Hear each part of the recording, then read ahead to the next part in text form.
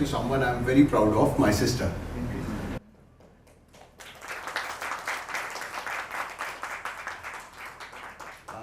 On such occasions, usually, I can speak on any topic at any time, but on such situations where you have an emotional connect, it takes a little bit of time. So now it's a little surreal to be just standing here, introducing not just a book, an author, but a journey. A journey that's been unfolding quietly over the years, through deep reflection, lived experiences, and a calling that goes beyond professional success. You see, before my sister was helping others find their voice as leaders, she was already showing up with purpose, clarity, and let's be honest, a bit of bossiness at home. But as we all grew up, that playful assertiveness turned into something deeper, a calling to lead with both wisdom and compassion. This book isn't just about leadership in the workplace. It's about inner leadership, about the kind of strength that doesn't always shout but listens, that doesn't controls but aligns. It draws from spiritual principles to show us that great leadership doesn't start with power. It starts with self-awareness. In a world that often rewards speed and noise, this book is a reminder that real transformations begin within us. That to lead others well, we must first learn to lead ourselves. With intention, with humility, and with purpose. My sister has led from the front, whether it's delivering high-impact training programs, running powerful workshops, or speaking to packed auditoriums full of future leaders. She doesn't just teach leadership, she lives it. And anyone who's attended her sessions will tell you she doesn't do fluff. She gives you the hard truth, the tools, and the inspiration to step up and lead, no matter where you are. This book is her voice in print. Straightforward, practical, inspiring. It is her invitation to all of us to pause, to reflect, and to rise. It is the kind of book you can read and immediately apply something from. Whether you are leading a company, a small team, or just trying to lead yourself a little better every day. As a sibling, I have watched her work late nights, travel endlessly, obsess over small details, which a lot of you would have seen today also. And do it all because she genuinely wants to help people grow. That kind of dedication is rare. And today, I couldn't be prouder that all that experience and passion is finally between two covers for the world to benefit from. Today, we are not just launching a book. We are launching a message, one that blends the wisdom of leadership with the soul of spirituality. So without further ado, please join me in celebrating not just the launch of this incredible book, but the incredible woman behind it. Let's give a warm welcome to the author, leader and role model, Shalini Srivastava. Thank you so much. So I would like to invite, we always start with something nice and divine. So I would like to invite my sister, both my sisters, Shubhra, Priya, Anjali, if you could just come on and light the lamp for us. It will be nice as a gesture to start the event. Kavita, would you like to join? Please.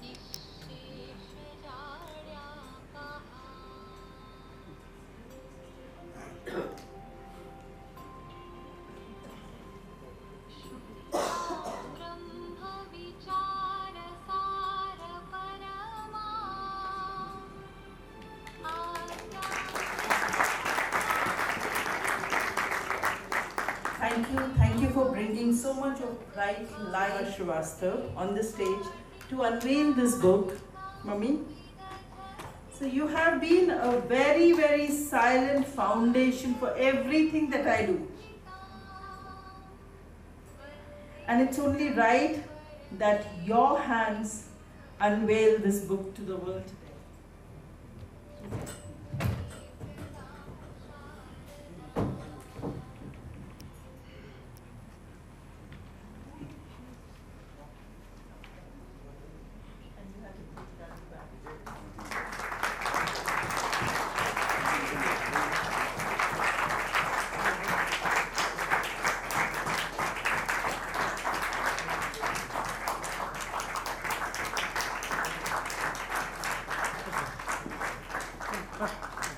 Closer.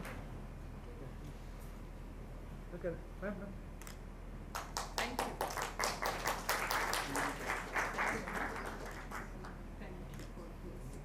Thank you. Thank you, Mummy. So this book is many things, but at its root, it's a tribute to the values, to the resilience, to the love that I have inherited from you and Daddy.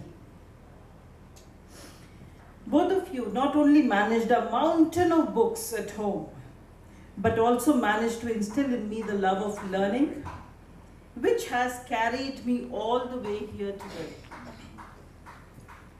Sorry, a little emotional, but I guess it's okay. So when I told a friend that I'm writing a book on leadership, she asked me, one more book on leadership? Oh my God. Seriously? There are thousands and millions of books on leadership. So why one more book? And honestly, that's a very genuine question. She has a point. Because everybody has read so many books on leadership. But what I asked her was that, do you really think two people understand leadership in the same manner? Not really, right? Everybody has a very different definition of leadership. So that's why one more book. For one person, leadership is always about having courage. For somebody, it's taking tough decisions. For somebody, it is the patience to listen. And for somebody, it's just to show up. So many variety of leadership. So frameworks are useful, but the leadership isn't a checklist, and it's an evolution. And that's why this book today, not to add another definition to leadership, but to invite you to explore the evolving leader in you. It is often said, and I'm sure you have heard of this, that life prepares you for something to give back. And now that I reflect on my life, I realized I didn't know it then, but life was preparing me for this moment. And this preparation has been slow cooking over decades, actually 4 decades. But finally it's cooked, and finally it's ready. So like any other great recipe, the ingredients came from different people, different moments, and different experiences.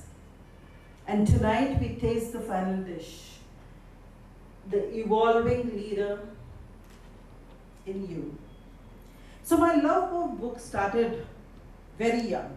Actually, the truth is, it was not my original love of books. It was a borrowed love. Borrowed from my father, borrowed from my elder sister. They loved books. So our home was full of books, always. And my mother, who's right here, she had the not so easy time to handle and manage so many books. I mean, we really had too many books. So when I was in 11th class, actually much before that, I think I was growing up. My grandmother is a very great storyteller.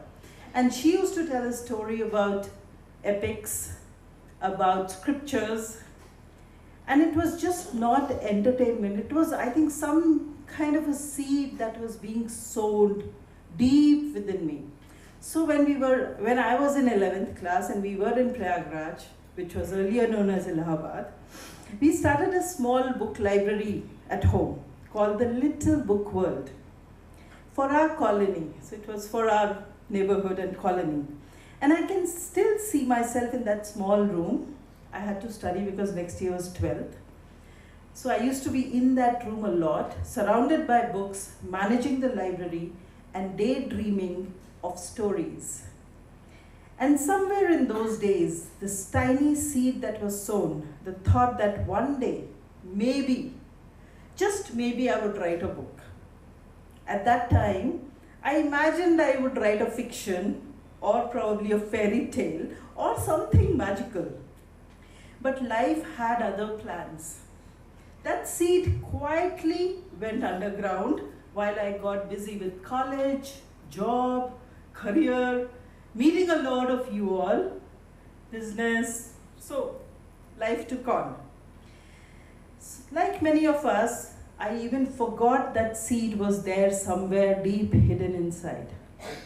And as I moved through my career, across different companies, I met all kinds of people, many kinds of leaders, lot of you, and each of you bring in a very unique style of leadership within you. Some inspired me, some puzzled me, and some even taught me how not to be a leader. Yeah, and some of them, I know some of you will also have smiles when you remember the ones I'm referring to. We have had the interesting journey together. The table back there. But yes, as the years passed, one question kept knocking at me.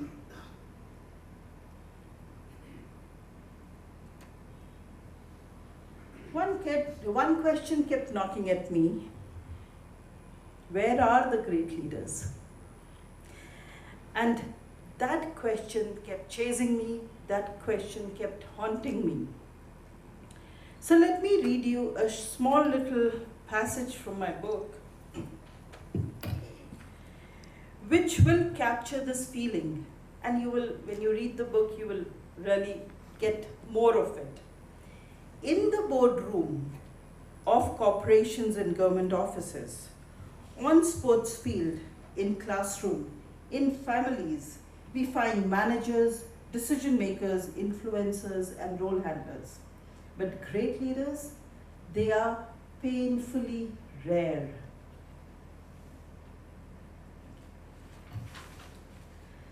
Leadership today has become entangled with external validation, titles, praises, followers, salary slabs.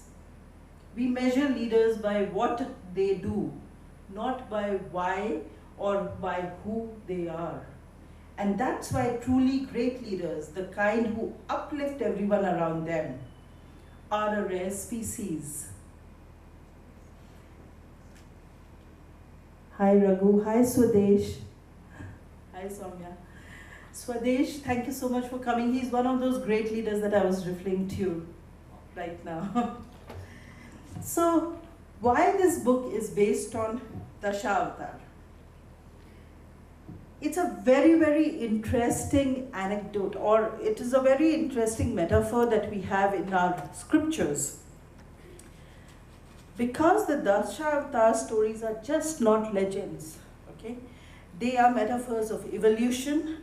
Darwin gave us the theory of biological evolution, and I'm sure all of you remember that. Yes? Okay. Dashavtar gives you the story of consciousness and leadership, evolution, much, much, much before that. But the evolution of biology still exists. So let me take you through what we are talking about here. The sequence of the Dashavtar, I'm not sure if you can see that.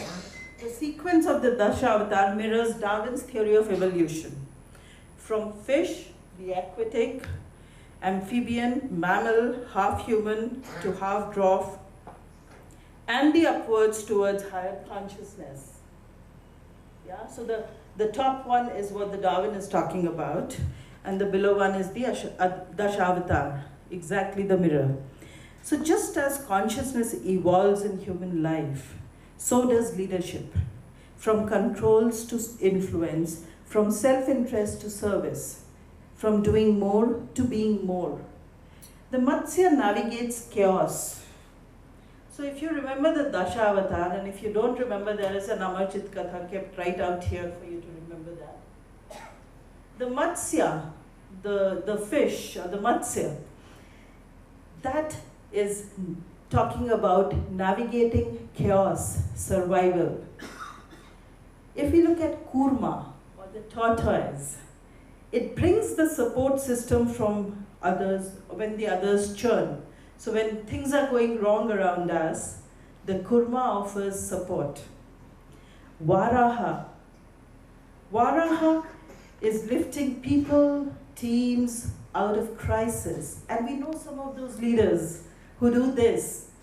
When there is a crisis, we fall back onto some of them. Those are the Varaha energies. The Narasimha balances aggression and compassion. The protection is brought by Narasimha. Vaman brings in the humility even when you have huge power. Parshuram, knowing when to let go outdated methods, use the axe, clear the rut. That's what Parshuram energy brings in. Ram, value-driven leadership, we all know that. Krishna, the strategic leadership with empathy and a lot of fun. Strategic is what Krishna is all about. And then comes Buddha, the conscious detachment, the compassion. And Kalki, not yet arrived, we are all waiting, but the Kalki represents the energy of change, the leader of the future. So each avatar represents a stage of leadership maturity, from raw instinct to divine insight. When viewed this way, the Dashavtar becomes not only a story of God's descent, but of our ascent. Now just imagine, leadership exists in all walks of life, we all know that. So this book helps you to see them, learn from them, and perhaps evolve into your own leadership. I would like you to imagine what would happen. See, we are talking about Lord Vishnu. All are his forms. All these Dashavatars are his forms. Now just imagine when Sita was kidnapped by Ravan, and instead of taking the Ram avatar, if Vishnu had taken Buddha avatar, what would have happened? They would have been having green tea, and Buddha would have been saying, okay, let's meditate on that desire, let's figure out what's happening. And the issue would have still continued to be there even in today's world, right? So choosing which avatar to be and when is the book Evolving Leader Within You. Even if Parashuram today becomes the HR head of a company, just imagine what's going to happen in terms of policy setting. So yeah, we are talking about the right energy for the moment, and that is the evolving leader within you. But there is a serious point. Most leadership books today will tell you to pick up a style. We have heard that, okay? You be a servant leader, you be an assertive leader, you be an aggressive leader, you be a benevolent leader, you be a change leader, you be a visionary, you can be a transformational leader. We know all these terms that we have all heard, okay? Yes, I'm not saying we shouldn't be, of course we should be. But Dashavtar says something different. It says that the right leadership avatar depends on the moment. So let me read another excerpt from the book, which will help you to understand the clarity in this. You are not one fixed identity. You are an evolving force. There are moments when you need the patience of Kurma, the courage of Varaha, the justice of Narasimha, or the detachment of Krishna. Authentic leadership is not about holding on to one style. It's about asking which avatar energy the moment is calling in me right now. And that's what I call the evolving leadership. Becoming the leader the moment needs. This book doesn't just give you stories.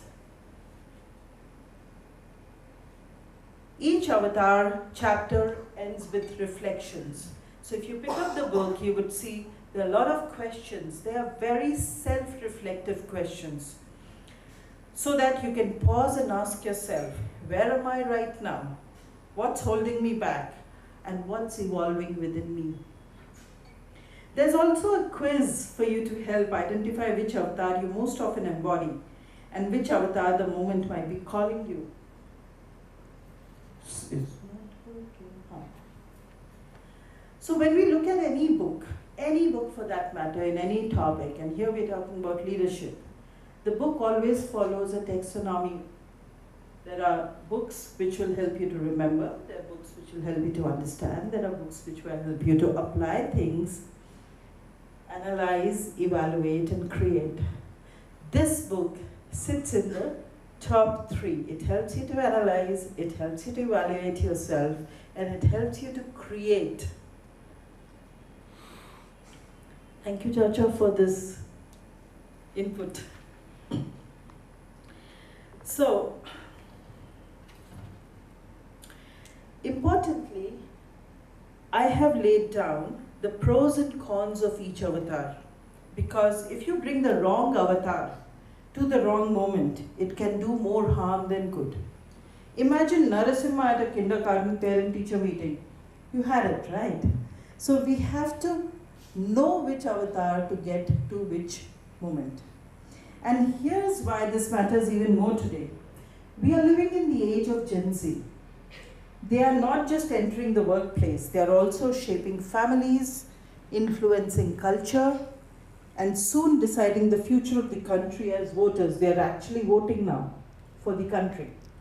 So as Gen Z is different, and they are, they don't follow titles, they follow authenticity.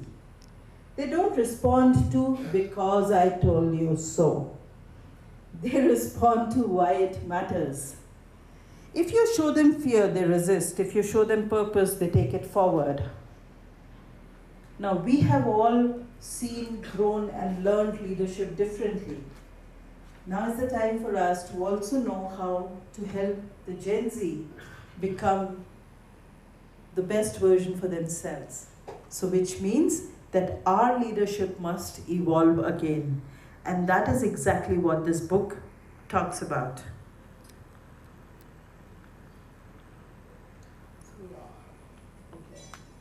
So this book has a section which talks about how we can, each avatar, can lead the Gen Z. And this becomes quite relevant in today's world.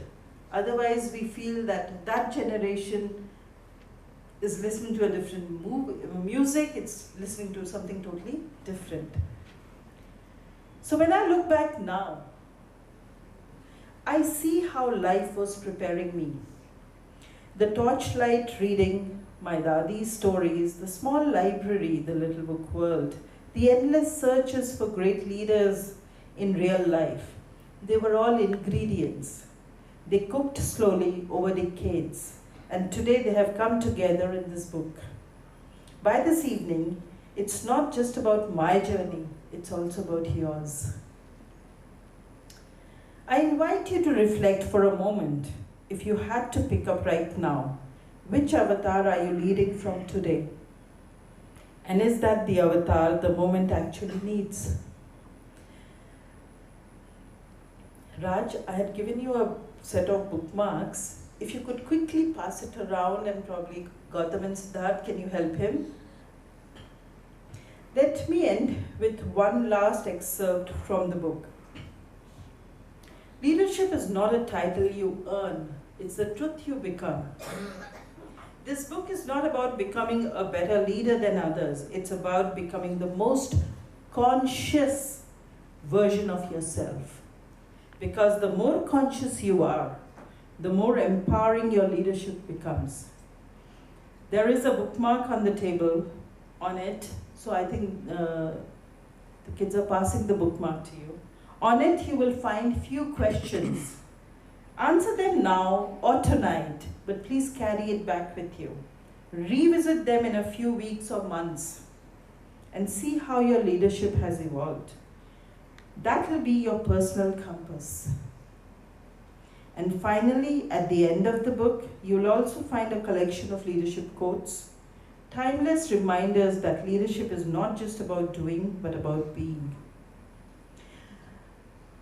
As you go back home today, there's also a very small gift tonight, a butterfly bookmark. Please carry it, it's beautiful. But why a butterfly? Because transformation is the nature's most beautiful, excellent metaphor of evolution and of leadership. So don't just read this book, use it, reflect, question, discuss, evolve, gift to others, and above all, be the leader the moment calls for. Because the evolving leader is already in you. Thank you. Thank you so much. So I would definitely love that you all pick up the books, but you also pick up books so that you can gift it to people you feel will help.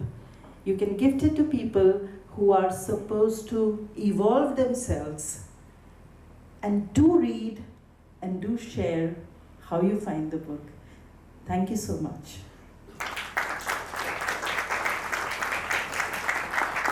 In the little book world, and I'll give you a glimpse of what was happening at that time. She was in 11th standard, and we started the small library, Little Book World, and she would be, okay, Shailesh and Shikha, वो stickers लग गए ना, सीमा सबके numbers note कर लिए ना, mummy ये हो गया, next क्या करना है? So that's where leadership started way back. Thank you so much. All right, thanks. No, just because you mentioned Little Book World, it came. What was the rent? 50 paisa? I think one comic was 25 paisa or something like that. Thanks, Shalini. Next, I would like to call upon someone, Vasant Chacha, Major General V.K. Srivastava, VSM, he's retired, from the Indian Army after serving for almost 36 years. Now, again, I need to read everything correct. So, he was awarded the Vishesh Seva Medal while combating insurgency. A graduate from the Defence Services Staff College, Wellington, he was also selected for the prestigious National Defence College, New Delhi. Post-retirement, he was a senior fellow with the Institute for Defence Studies and Analysis and led many delegations for interactions with think tanks abroad. He was also a member of the Indian team invited by the high-profile National Defence University, USA. He has written texts for 4 coffee table books, has a published monograph on China, a prize-winning essay, and a number of articles on many of military to his credit. So please join your hands and let's welcome Major General V.K. Srivastava. He is somebody who has lived leadership. He embodies it, and a few words from him will be very insightful for all of us. Thank you, Chacha.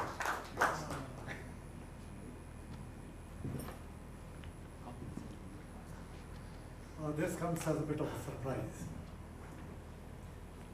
Most people, when they are called upon to say something, usually start by saying, I am honored. In my case, I am cornered.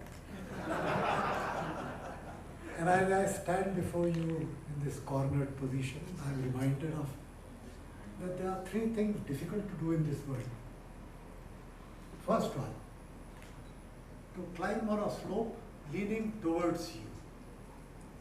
Second, to kiss a girl leaning away from you.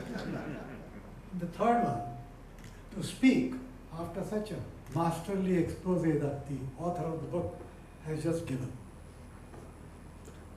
Of these three things, I've tried the first one and I failed. The second one is still under trial. The third one, I'm going to try now, but I think I'm going to fail again. What is leadership? Simply stated, it is to get a group of people to do something to achieve a common goal. Simple. In army, we lead a group of trained men. They are trained, disciplined. A Netaji, a politician, when he leads, he is actually managing the masses. He is managing their perception. He creates some issue, which may be right, wrong, whatever, and gets people to start gyrating towards it. In corporate sector, you got a set of professionals to lead towards the company's common goal, usually motivated by financial constraints or financial impulses.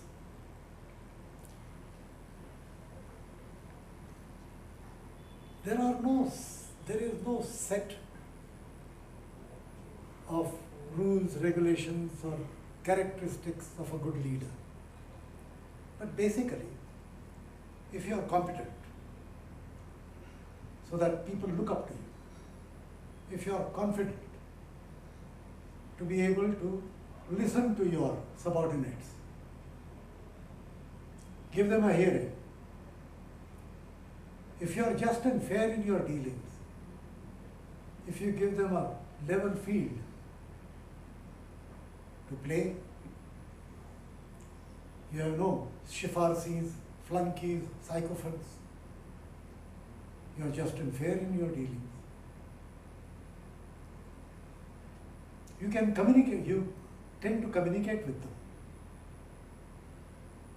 You are ready to correct them, but correct them in a manner that motivates them, gets them going, rather than slumped down. If that is generally how you go about, by and large, you're a good leader. You must have patience. There are different kinds of people, there are different compulsions, different backgrounds, their own different ideas. It's homogenization.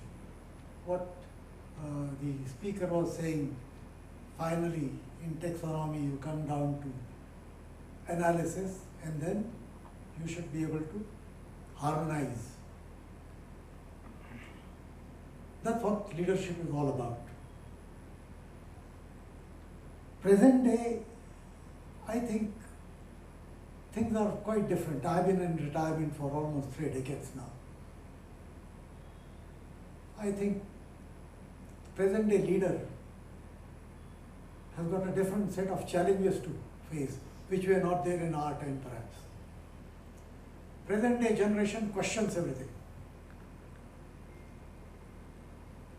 They question the established norms, the values, the system.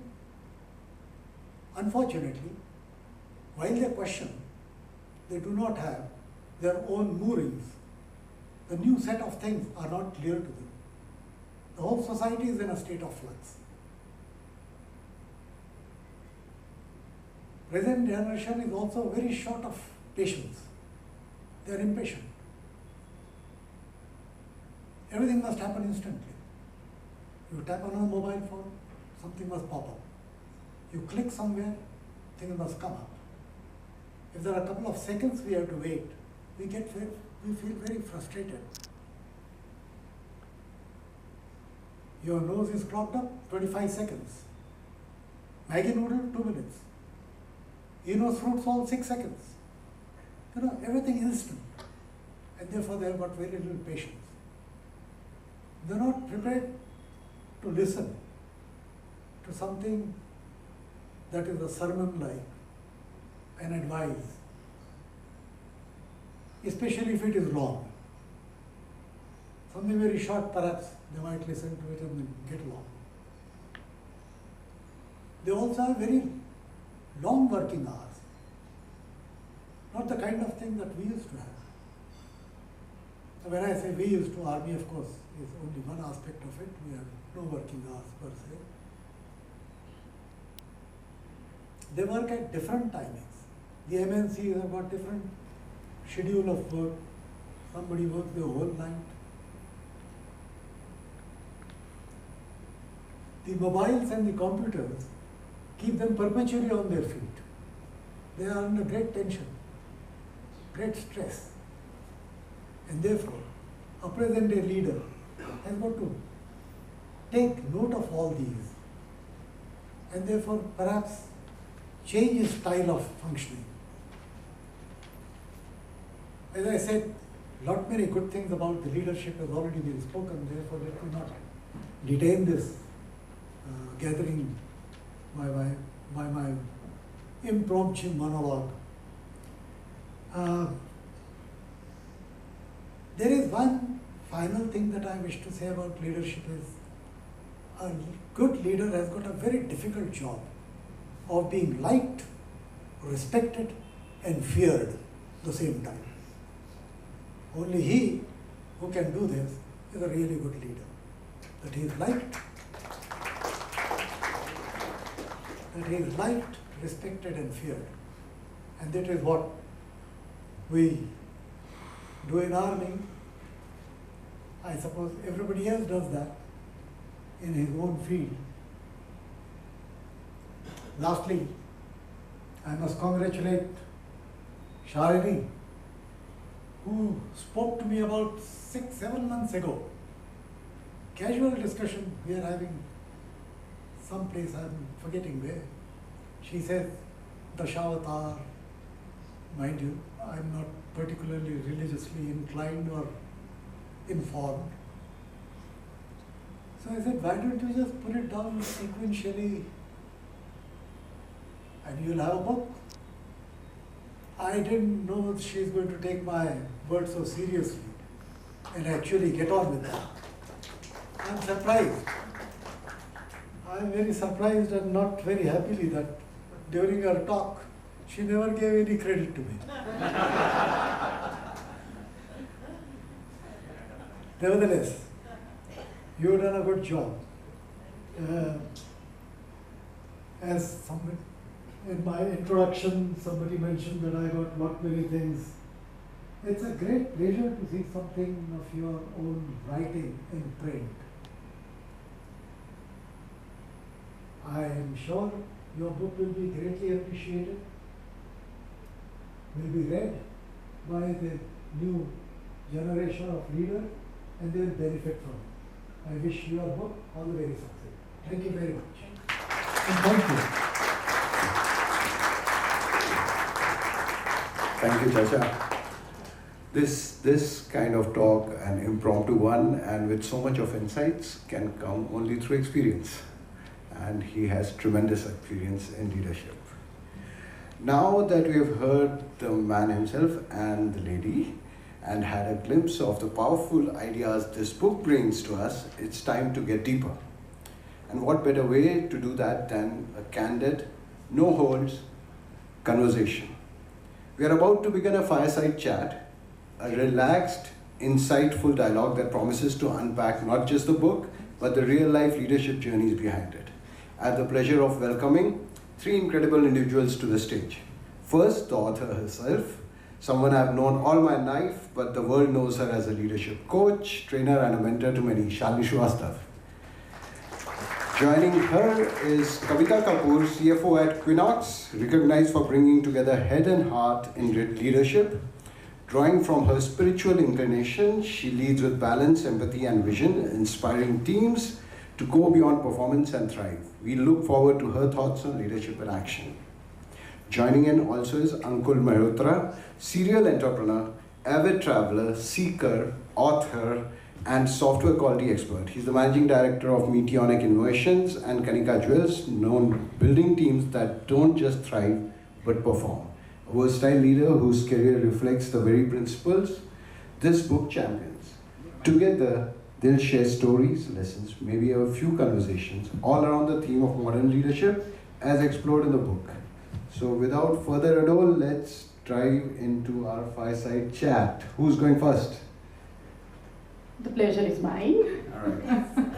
Or I'll say ladies first. No, but when it comes to leadership, it's all equal. So welcome everyone. I hope you're enjoying this book launch as much as we are enjoying, and wonderful talk just before us. It was really insightful. Shalini, I'm truly delighted to be here with you, celebrating this momentous day of your life. So very happy. Our journey goes back over a decade, climbing the corporate ladder together, as well as exploring different facets of life, exploring meditation and spirituality along the way. Shalini is a very rare blend of leader, a mentor, a coach, and a spiritual seeker. Somebody who has deeply experienced both external and internal journey. And that deep experience is reflected in her book. So with that, which is coming from my bottom of my heart, I would like to take the moment of asking you, all of us in this room, and as you mentioned in your talk, have seen many books on leadership, all through the genres, right? Maybe our parents would have seen, we have seen, our kids have also seen. What stands out in yours? Thank you, Kavita. Thank you for those lovely words. That's overwhelming. I've known her for a long time, and we have had some amazingly beautiful moments together. So, Kavita, coming back to your question, exactly. One more leadership book. Why? Big deal. This leadership book is not a book written by me for you to see me in this book. This book is for everybody to see themselves in the book. So it's a leadership book for every leader to reflect, every leader to go into a self-awareness journey. So it's not telling you what to do, it's asking you, are you doing this? Are you there? Are you feeling like this? Are you managing it like this? What else can you do? So the book is a reflection, the book is a quiz, the book is a mirror of yourself. And this book I created as a space for everybody to meet themselves. So yes, it's a leadership book, finally, but it's a book which is about you. It's a story about you. It's a journey about you. It's an evolution about you. Does that answer? Yes, Thank you. Thanks, Shalini. Can you guys hear me? Yes. Yeah. So, writing a book is like, creating. You are close to creator when you create it. So I really invite all of you to do some creation, like, a painting or writing, song or something like that. I'm sure. And now, when you create, you are closer to creator. And Shalini has inspired from creation of Vishnu, nothing like that. But I really want to know what really inspired you to do that, and what was your leadership journey to write something like this?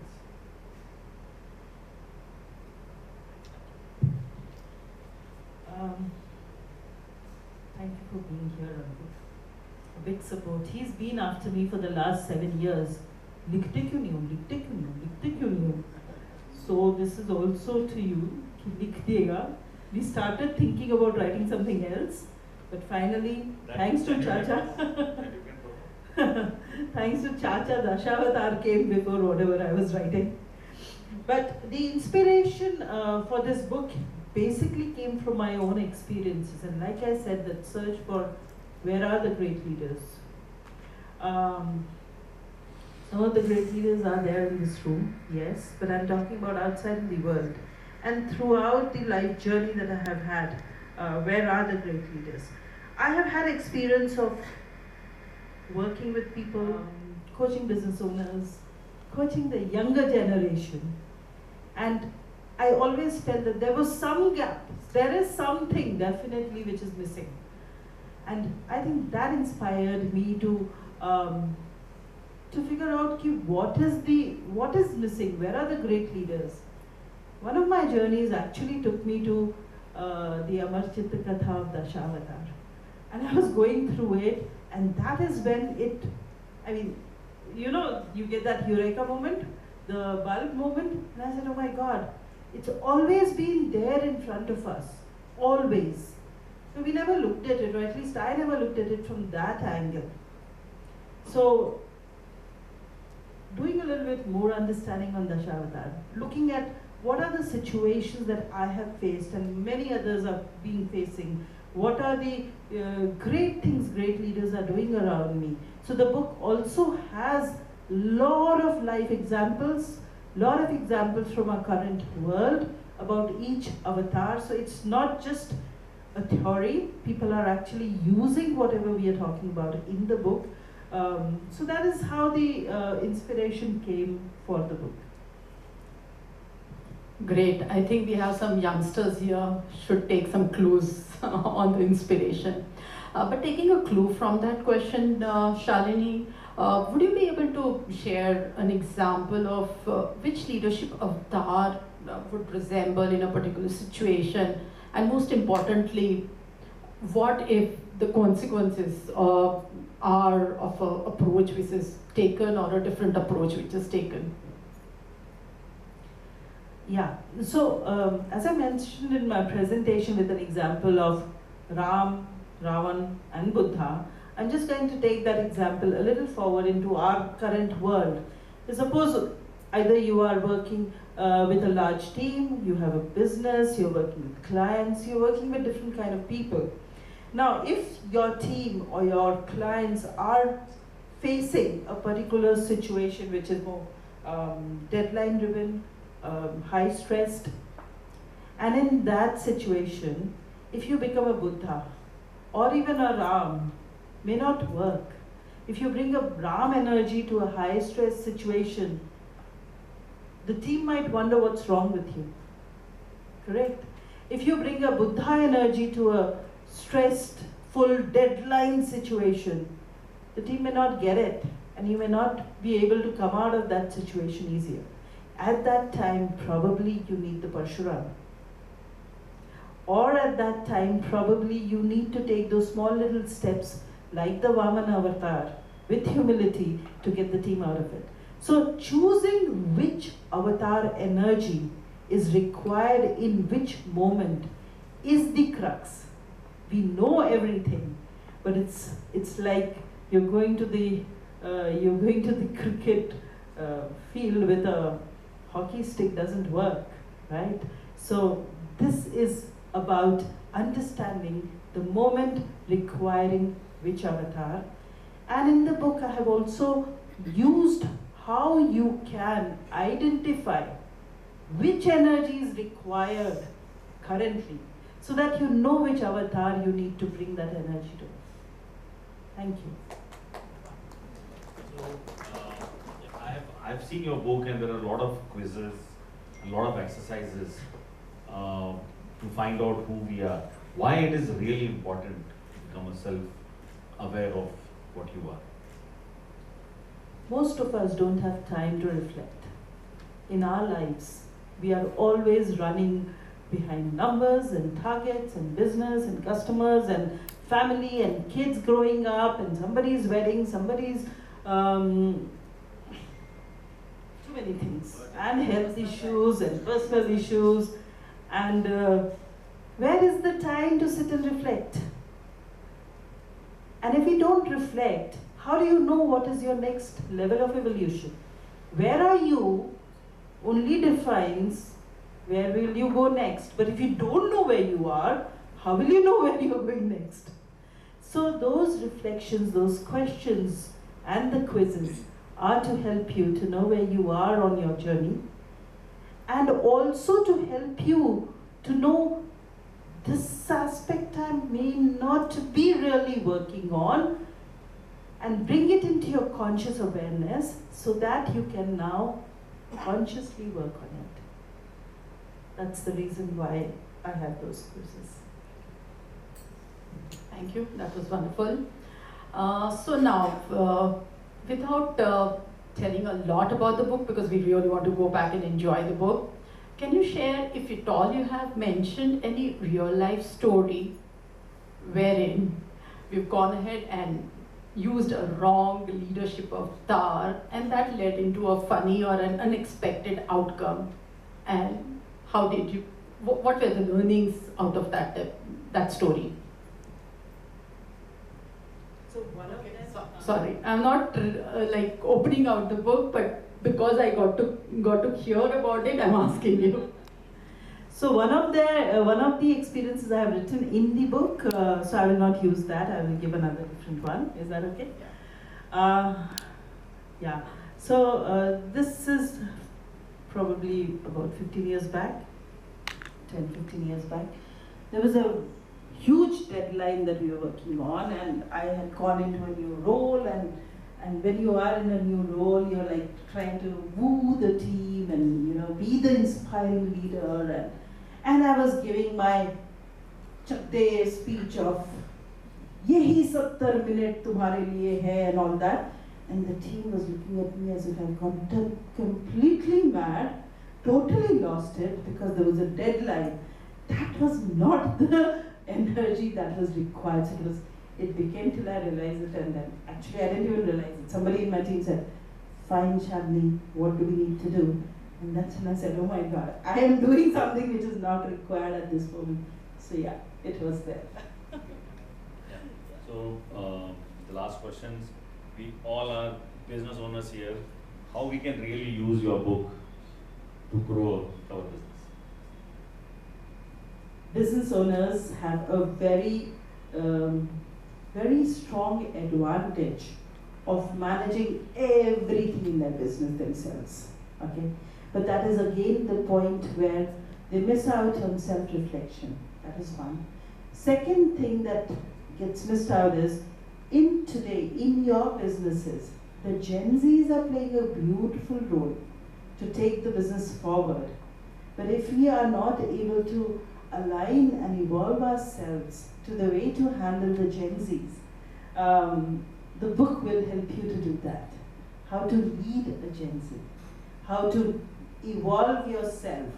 And the best way, as a business leader, you face a lot of challenges.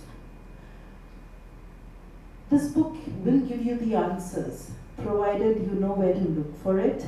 And this book will also help you. The challenges come when we are stuck in a particular energy. So this book will help you to understand, am I still continuing to do it in a particular energy when something else is required for me to be doing? So that's how a business leader can gain from this particular book. One last, yeah. Just taking the clue from Gen Z. Today's Gen Z are already leaders. They are like managing startups, $1 billion of valuation in like 1 year or 2 years time frame, and they are building AI businesses. What do they have to take back from this book? I think lots. Today's Gen Z, very smart, very intelligent, speed, they love that. Very creative, very innovative. They want to achieve, like you were saying, Chacha, speed is very important for them. They get huge amount of funding. And then what happens after some time, they use that speed. They continue to work with the same energy. But the business has evolved, the market has evolved, everything around them has evolved. If you continue to use the same energy, sometimes you face a problem. And I'll give you an example. One of the startups that I have invested a few years back, not even a few years back, a year back, we were having a call with the startup founder, and he said, no funds, we have to wind up. My God, what a promising startup, great idea, absolutely brilliant. Why do you have to wind up? No funds. Why you don't have funds? You had such amazing funding. Yeah, but we spent it on marketing and sales team and expansion and this and that and 20 things. Now no funds. So you see what happens.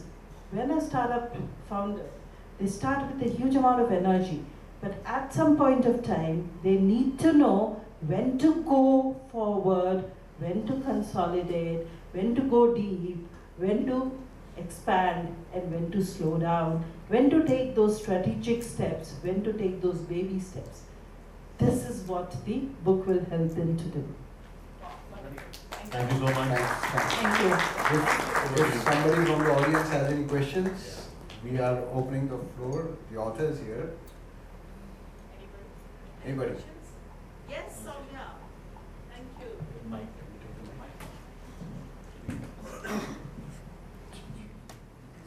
Thank you.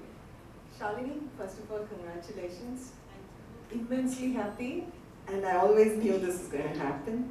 So, my question, straight off, is that while we're speaking about a certain leadership avatar being applicable to a certain situation, or as you call it, a moment, are there also moments where a combination of these avatars would be applicable, or do we believe that it is absolute, that a moment has an avatar or either or avatars? Could it be a combination? Definitely. Thank you so much for that question, Soumya. Yes, there can be a combination. Every situation, you can sequence the combination, you can be one avatar and then carry that avatar into a different energy, or even at the same point of time in your life, in your career, you can be one avatar, in family, another avatar, in business, another avatar, at that point of time. So again, it's not about the situation, but it's about recognizing the situation, whatever situation you're facing, and being that avatar. And if it requires two different avatar energies, then yes, we can definitely do that. I'm not able to see you because I think the videographer is in between, but thank you so much for that question. Does this answer your question? Yes. Thank you. Thank you. More question? Anybody else? Yes. Yes, Abhijit. That's okay. I'll be loud enough. Okay, so. All right. Hi, Shalini. Hi, everyone. So, would you want to be the Krishna for all of us? Very simple. If you need Krishna, then yes, but if you require Narasimha, then I'll also be the Narasimha. It depends on what you are facing and what energy is required for me to help you evolve better. So thank you so much. You have nothing to do, you just stand and listen. So I have a question for both of you who are grilling my sister, one of the avatars, and you related to one of the avatars, either one of you or both of you. In a recent situation, life situation, you don't have to name anybody in particular, but...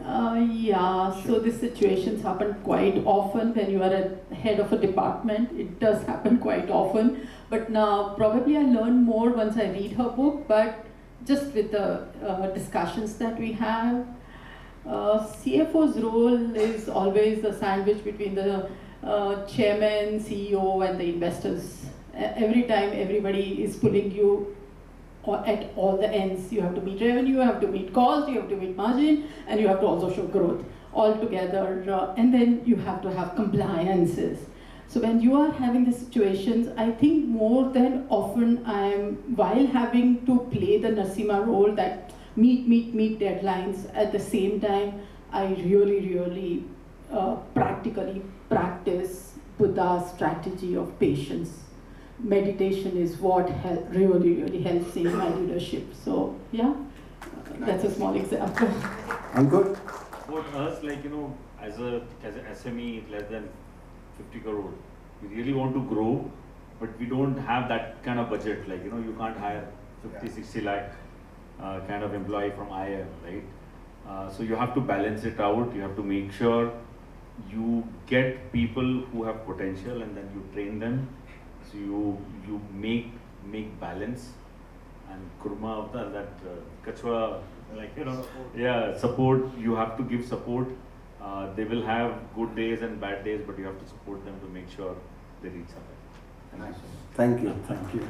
Nice conversation. Thank you everyone for being patient with us. Thank you and congratulations again, Shalini. You're going to make our life further more easier as we go forward. So thank you very much and congratulations. Look forward to a big success for this book launch. Thank you, Gandhi, who has joined us today, and then I'll let the author give the vote of thanks to her. Thank you, Shailesh. So, thank you for everybody for showing up. Thank you so much. It means a lot, actually. So, it means a lot for the love that you have given me. I'm not supposed to get emotional, so I will try not to. But good evening once again, and thank you, a very big thank you. As we come close to this special evening, my heart is full, actually full, with gratitude, joy, and full of hope. This book, The Evolving Leader in You, may carry my name on the cover, but tonight is a proof that no journey is ever walked alone. It truly takes a village, a community, or in my case, an entire constellation of family, friends, mentors, and well-wishers to bring a dream to life. This is a dream to life. First and foremost, my deepest gratitude to all our guest well-wishers who took the time to be here. Your presence has added warmth, energy, and meaning to this moment. A big thank you, Shailesh, who did such a wonderful job comparing the event with his charm, ease, and humor. You tied the whole evening together seamlessly, so thank you. Thank you to my family, my biggest strength, Mama. Thank you, my sister, Shudra, Priya. Thank you, Raj. Thank you, Siddharth, Gautam, Chacha, Chachi, Harsh, Anjali. Thank you so much. Harsh, a big thank you for this venue, for helping organize this venue and for making sure that everything happens seamlessly. Thank you. Thank you, Chacha, for your words, for your inspiration, and for always being there to hear my crazy ideas. To my dear friends, Ankur, where are you? Kavita, Rajiv, Purnima, Madhu, and all of you, thank you so much for standing by me through this journey, for helping in 100 little ways, the most importantly for believing in me when I doubted myself. Heartfelt thanks to my mentors. Swadesh, thank you so much for being here. Thank you all, thank you my colleagues from past, thank you my friends from BNI. Thank you, Raghu. Thank you, Soumya. Thank you, my very dear friend from school, Sonia. Thank you so much. Thank you, Shaina. If I take everybody's name, it's going to go on and on, so let me be very specific. Thank you so much, Auntie, Geeta Auntie, for being here. Thank you. A heartfelt thanks to Mr. Bafna. Where are you, Manish Bafna? Manish Bafna, for the beautiful mementos that you created for me, which will be a reminder for us for these days to come. So please definitely please do carry back those beautiful butterfly bookmarks, all of you. They are really very pretty, and the pens. To Venkatesh, he's not here, but Venkatesh and Chengipa came, set up the whole room, helped me in the starting, and for the beautiful artworks and printings all around. Babu, thank you so much, Babuji, photographing and videographing the whole thing quietly behind the scene, but thank you so much. Vijay, where are you? I can't see you. Thank you so much, Vijay. Really appreciate, with mom going through her health issues, you being here with your team. We had some interesting situations when the hall was not given to us in time, but still making sure that everything happens beautifully. Thank you so much, Vijay.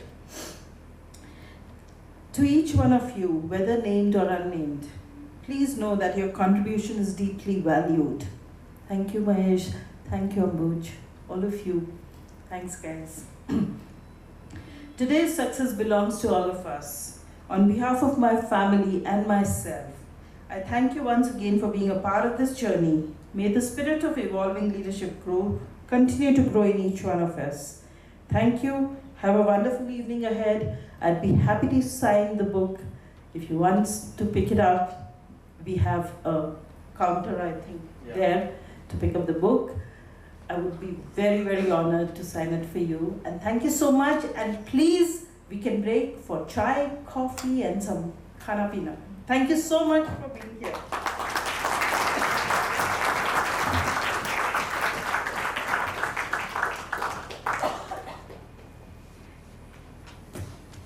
All right, I guess we can break now for chai. It's on the left side. And let's keep the conversation going on there. Thank you, everyone.